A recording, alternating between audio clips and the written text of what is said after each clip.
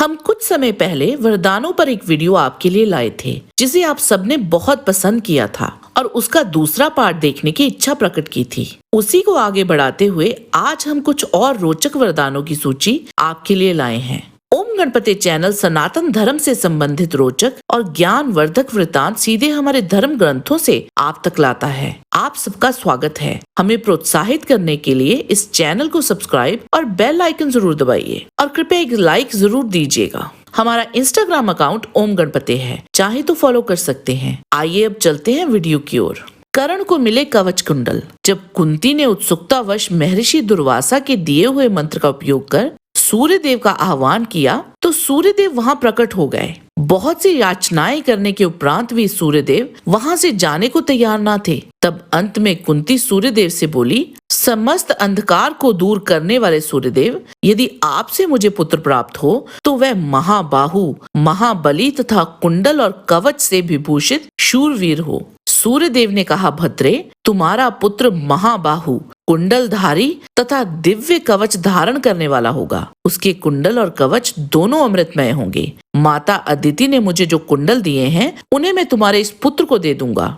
साथ ही ये उत्तम कवच भी उसे अर्पित करूंगा। अतिकाय को मिला वरदान। अतिकाय रावण तथा धन्य मालिनी का पुत्र था। उसे भी अपने पिता रावण की ही तरह ब्रह्मा जी से कई वरदान प्राप्त हुए थे। वरदान के अनुसार उसकी मृत्यु किसी भी देव, राक्षस या दैत्यों के हाथों नहीं हो सकती थी। इसके अतिरिक्त ब्रह्मा जी ने उसे एक दिव्य रथ तथा एक दिव्य कवच भी वरदान स्वरूप ही दिया था। इन्हीं वरदानों के दम पर अपने बाणों से ही उसने इंद्र के वज्र और वरुण देव के पाश को निष्क्रिय कर दिया था। लंका की रक्षा करते हुए उसने कितने ही देवों और गंधर्वों को कई बार पराजित किया था। उसके कवच को भेदना आसान नहीं था। वायुदेव के कहने पर लक्ष्मण जी ने ब्रह्मास्त्र चलाकर उसका वध किया था।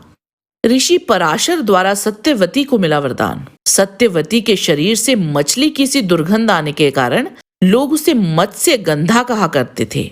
महर्षि पराशर ने सत्यवती से प्रसन्न हो उससे वर मांगने को कहा था। इस पर सत्यवती ने अपने शरीर में उत्तम सुगंध होने का वरदान मांगा। पराशर ने उसे वह मनोवांछित वर दे दिया। उसके शरीर से उत्तम गंध फैलने के कारण पृथ्वी पर उसका गंधवती नाम विख्यात हो गया। इस पृथ्वी पर 1 योजन दूर के मनुष्य भी उसी दिव्य सुगंध का अनुभव किया करते थे। इसी कारण उसका दूसरा नाम जोजन गंधा पड़ा। जयद्रथ। सिंधु नरेश जयद्रथ ने द्रौपदी का अपहरण करने की चेष्टा की थी। तब वहां अर्जुन ने उसको बुरी तरह से पराजित कर दिया था। इससे जयद्रथ ने अपमानित महसूस किया। वहां से वन में जाकर जयद्रथ ने भगवान शंकर की घोर तपस्या की थी। उसकी तपस्या से प्रसन्न होकर शंकर जी ने उसे वर मांगने के लिए कहा। इस पर जयद्रथ बोला, भगवान, मैं युद्ध में 5 पांडवों पर विजय प्राप्त करने का वर मांगता हूँ। इस पर भगवान शंकर ने अपनी असमर्थता प्रकट करते हुए जयद्रथ से कहा, हे जयद्रथ, पांडव अजेय हैं और ऐसा होना असंभव है। श्री कृष्ण नारायण के और अर्जुन नर के अवतार हैं। मैं अर्जुन को त्रिलोक विजय प्राप्त करने का वर एवं पाशुपतास्त्र पहले ही प्रदान कर चुका हूँ। हाँ, तुम अर्जुन की अनुपस्थिति में एक बार शेष पांडवों को अवश्य पीछे हटा सकते हो। जयद्रथ के पिता को मिला वरदान। सिंधु राज के पिता वृद्धक्षत्र ने उसके लिए ये वरदान प्राप्त किया था कि संग्राम में युद्ध तत्पर हो भारी भार वहन करते हुए मेरे इस पुत्र के मस्तक को जो पृथ्वी पर गिरा देगा, उसके सिर के भी सैकड़ों टुकड़े हो जाएंगे। इसीलिए जब अर्जुन ने जयद्रथ का वध किया था तब उसके सिर को लगातार बाण चलाकर उसके पिता की गोद में गिराया था। युधिष्ठिर को मिला सूर्य देव से वरदान। युधिष्ठिर उन ब्राह्मणों के लिए भोजन की व्यवस्था करना चाहते थे जो उनके साथ वन में जाते थे। तब धौम्य की सलाह पर उन्होंने सूर्य देव की तपस्या की।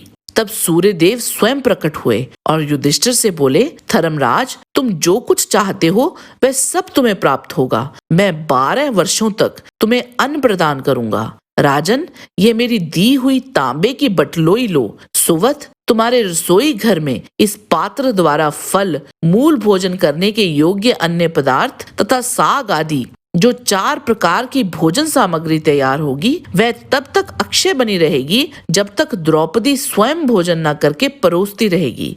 आज से 14 वर्ष में तुम अपना राज्य पुनः प्राप्त कर लोगे। इतना कहकर भगवान सूर्य वहीं अंतर्ध्यान हो गए।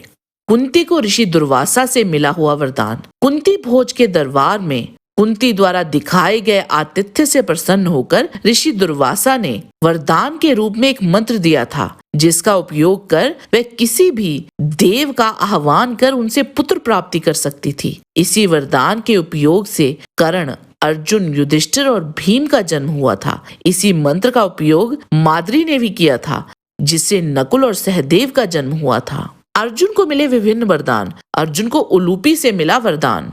कौरव्य नामक नाग की पुत्री उलूपी ने अर्जुन को यह वर दिया था कि वे जल में सर्वत्र अजेय होंगे और सभी जलचर अर्जुन के वश में रहेंगे। अर्जुन को युधिष्ठिर से ज्ञान रूप में एक अनोखा वरदान प्राप्त हुआ था, जिसे प्रतिस्मृति के रूप में जाना जाता है। इसी वरदान का उपयोग कर वह अगम्य आकाशीय क्षेत्रों में जाने के लिए सक्षम हुए। जहाँ पहुँचना असंभव था, वहां उन्होंने रुद्र, इंद्र, यम, कुबेर, वरुण, प्रजापति आदि जैसे विभिन्न देवताओं से दिव्य अस्त्र प्राप्त किए थे। अर्जुन को भगवान शिव से वरदान स्वरूप उनका सबसे शक्तिशाली अस्त्र पाशुपतास्त्र मिला था। भस्मासुर को भगवान शिव से मिला वरदान। श्रीमद् भागवत महापुराण दशम स्कंद के अनुसार वृकासुर, जिसे भस्मासुर के नाम से भी जाना जाता था, उसने नारद जी से पूछा कि तीनों देवताओं में झटपट प्रसन्न होने वाला कौन है। देवऋषि नारद ने कहा, तुम भगवान शंकर की आराधना करो, इससे तुम्हारा मनोरथ बहुत जल्दी पूरा हो जाएगा। भगवान शिव उसकी भक्ति एवं निष्ठा से प्रसन्न होकर उसे वर मांगने को बोले। तो वृकासुर ने ये वर मांगा कि मैं जिसके सिर पर हाथ रख दूं वह वही मर जाए। उसकी ये याचना सुनकर भगवान रुद्र पहले तो कुछ अनमने से हो गए, फिर हंसकर कह दिया, अच्छा ऐसा ही हो। ऐसा वर देकर उन्होंने मानो सांप को अमृत पिला दिया।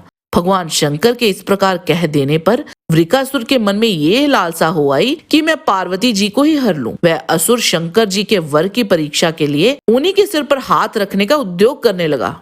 कार्तवीर्य अर्जुन को मिले वरदान। वायु पुराण अध्याय 94 के अनुसार कार्तवीर्य अर्जुन ने हजारों वर्षों तक परम कठोर तपस्या कर दत्तात्रेय जी को प्रसन्न किया था। उन्होंने दत्तात्रेय जी से 4 अद्भुत वरदान प्राप्त किए थे, जिनमें से उसने पहला वरदान सहस्त्र बाहुओं का प्राप्त किया था। दूसरे वरदान के अनुसार अधर्म में नष्ट होते हुए लोक को सदुपदेशों द्वारा निवारित करना। तृतीय वरदान के अनुसार धर्म पूर्वक पृथ्वी विजय करके धर्म पूर्वक पालन करना। चतुर्थ वरदान के अनुसार अंक संग्रामों में विजय प्राप्त कर सहस्त्रों शत्रुओं का विनाश कर रणभूमि में अपने से अधिक बल वाले के हाथ से मृत्यु प्राप्त करना। हमारा आज का वीडियो आपको कैसा लगा? हमें एक लाइक देके और कमेंट करके जरूर बताइएगा। हमें समय देने के लिए आप सबका बहुत बहुत धन्यवाद। अगर आज का वीडियो पसंद आया है तो शेयर करने की कृपा कीजिए। अगली मुलाकात तक परमात्मा का सानिध्य आप और आपके परिवार पर बना रहे,